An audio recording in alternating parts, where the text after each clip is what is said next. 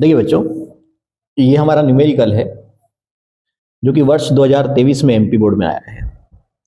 Chapter based है विलियन पर। क्या दिया हुआ है यहाँ पर? यहाँ दिया है 18 ग्राम ग्लूकोज 1 केजी जल में घोलते हैं। किस तापक्रम पर जल 1.013 बार दाब पर क्वथन करेगा? मतलब आपने 18 ग्राम ग्लूकोज को 1 केजी जल में घोल दिया है। अब आपसे पूछा गया है कि जो ये विलियन है, जल हमारा विलियन बन गया है भाई, ग्लूकोज को आपने जल में घोला, विलियन बन गया है, तो किस तापमान पे क्वथन करेगा? जल के लिए केजी दिया गया है 0.52। देखिए कैसे सॉल्व करेंगे हम इसको। हम दिया है ना लिखकर, डायरेक्ट सॉल्व कर रहे हैं इसको।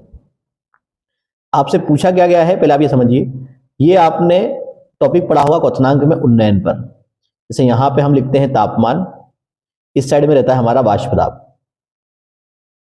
अब क्या पढ़ते हैं हम? पहले तो हम ये मानते हैं कि कोई द्रव है जो कि तापमान पे उबलता है, उस समय उसका वाष्प दाब होता है P, और ये माना जाता है 1 वायुमंडलीय दाब के बराबर माना जाता है।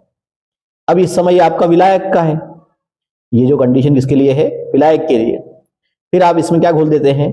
कोई विलय घोल देते हैं, तो तापमान जो है वो, उसका जो क्वथनांक है वो बढ़ जाता है। तो ये आपका जो है विलियन का क्वथनांक हो जाता है। इसको आप मानते हैं T1, इसको आप T2। तो इस बार जो आपसे पूछा गया है वो पूछा गया है T2 पूछा गया है। T2 हम कैसे निकालते हैं? हम फॉर्मूला लिखते हैं, डेल्टा TB बराबर होता है आपका T2 माइनस T1।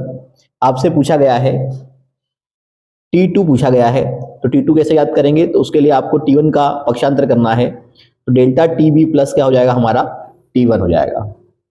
अब हमको यहाँ डेल्टा TB अर्थात क्वथनांक में जो उन्नयन हुआ है वो भी दिया हुआ नहीं है, तो पहले हम इसकी गणना करेंगे। तो डेल्टा TB को याद करने का फॉर्मूला है KB इंटू WB इंटू 1000 बटे में आता है आपका MB इंटू WA।